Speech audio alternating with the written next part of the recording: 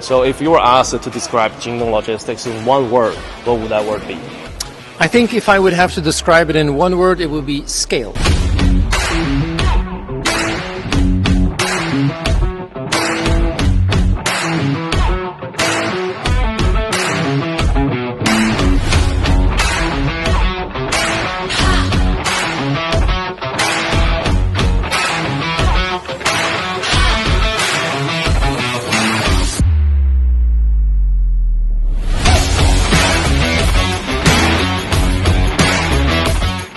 But just the sheer, volume that gets processed every day, if you see the number of people that you can reach, I think for me there's only one word: scale. I would say maybe two words: speed and scale. Right. We just went to your warehouse just this afternoon, and really I think the scale of that logistics warehouse is at a level I think that's not seen anywhere else. JINGDONG Logistics has established multiple overseas warehouses in Europe.